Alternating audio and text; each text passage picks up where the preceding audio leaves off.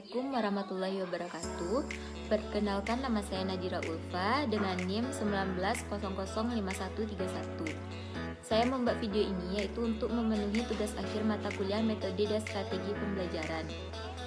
Baiklah, di sini saya akan mempraktekkan yaitu tentang metode pembelajaran, yaitu metode brainstorming atau metode curah pendapat. Di sini saya akan memberikan suatu permasalahan kepada teman saya dan saya mengharapkan pendapat dari teman saya.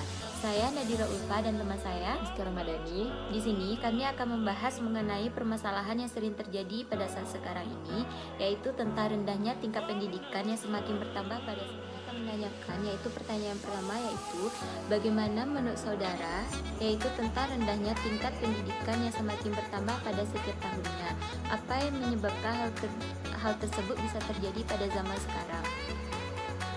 Baiklah, menurut saya rendahnya pendidikan itu disebabkan oleh beberapa faktor. Yang pertama itu rendahnya motivasi dari keluarga atau orang terdekat. Biasanya orang tua sangat berperan penting dalam pendidikan seorang anaknya. Jika orang tuanya mendukung pendidikan, maka anaknya akan bertambah semangat dalam menjalankan pendidikan tersebut. Tetapi jika dukungan dari orang tua tidak ada, maka anaknya akan menjadi malas dan tidak bersemangat lagi untuk.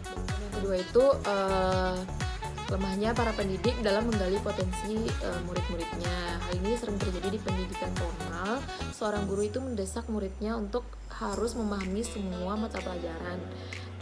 Padahal murid tersebut tidak bisa menguasai semuanya, dan guru juga tidak menanyakan apa yang disukai oleh murid tersebut. Jadi muridnya akan tertekan. Itu karena mahalnya biaya pendidikan di Indonesia. Lalu yang keempat yaitu kurangnya sarana dan prasarana pendidikan yang memadai di Indonesia. Yang kelima, pengaruh gadget yang terlalu pesat sehingga mempengaruhi perkembangan otak anak. Gadget itu juga dapat membuat anak lalai dalam belajar karena gadget pengaruhnya sangat besar.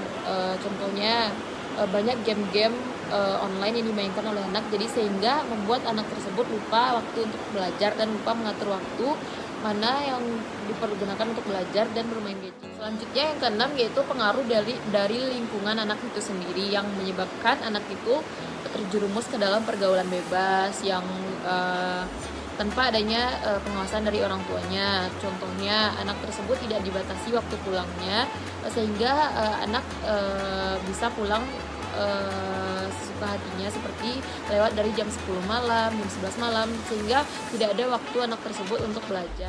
Mungkin hanya 6 itu faktor yang bisa saya sebutkan untuk saat ini.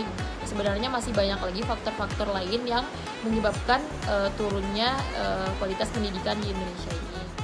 Baiklah, terima kasih atas pendapat yang telah saudari Miska berikan. Sebelum kita lanjut ke pertanyaan kedua, saya akan merangkum semua jawaban yang telah diberikan oleh saudari Miska, yaitu faktor-faktor yang dapat menyebabkan rendahnya tingkat pendidikan di Indonesia, yaitu ada 6. Sebenarnya masih banyak, tetapi karena waktu kita tidak efisien, maka saya akan merangkumnya dari 6 faktor utama saja. Yang pertama yaitu rendahnya motivasi dari keluarga atau orang terdekat. Yang kedua yaitu lemahnya para pendidik dalam menggali potensi murid. Yang ketiga yaitu mahalnya biaya pendidikan di Indonesia. Keempat yaitu kurangnya sarana dan prasarana pendidikan yang memadai. Kelima yaitu pengaruh gadget yang terlalu cepat sehingga mempengaruhi perkembangan otak anak. Yang keenam yaitu pengaruh lingkungan yang menyebabkan seorang anak dapat terjerumus ke dalam pergaulan bebas tanpa ada pengawasan dari orang tua. Selanjutnya kita masuk ke pertanyaan kedua. Pertanyaan kedua yaitu bagaimana cara Anda untuk dapat meminimalisirkan hal tersebut agar tingkat pendidikan tidak semakin rendah pada Saya akan memberikan pendapat saya tentang cara meminimalisir rendahnya pendidikan di Indonesia. Yang pertama yaitu pemerintah itu harus memberikan bantuan kepada anak-anak Indonesia yang kurang mampu dalam sosialnya. Selanjutnya itu tidak terlalu memaksakan kehendak orang tuanya, dan lebih memberikan anak kebebasan untuk memilih pendapatnya sendiri dan untuk memilih jalannya sendiri, tetapi masih di bawah pengawasan kedua orang tuanya. Yang ketiga itu menyediakan fasilitas pendidikan yang lengkap dan merata di seluruh pelosok daerah di Indonesia ini. Yang keempat yaitu meningkatkan kualitas mengajarnya.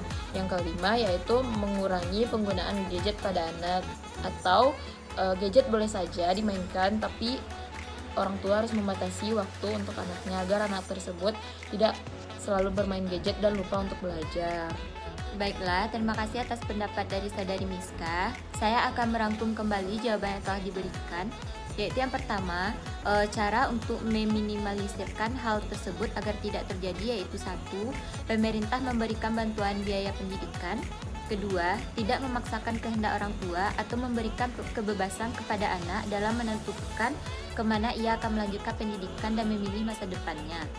Yang ketiga yaitu menyediakan fasilitas pendidikan yang lengkap dan merata di setiap daerah Indonesia. Yang keempat yaitu meningkatkan kualitas pengajar. Kelima yaitu mengurangi penggunaan gadget pada anak, agar anak tersebut tidak memiliki kecanduan terhadap gadget atau terhadap teknologi yang semakin berkembang. Sekianlah praktek metode dan strategi dari metode brainstorming atau curah pendapat. Saya Nadira Ulfa. Saya Miska Ramadhani. Terima kasih. Assalamualaikum warahmatullahi wabarakatuh.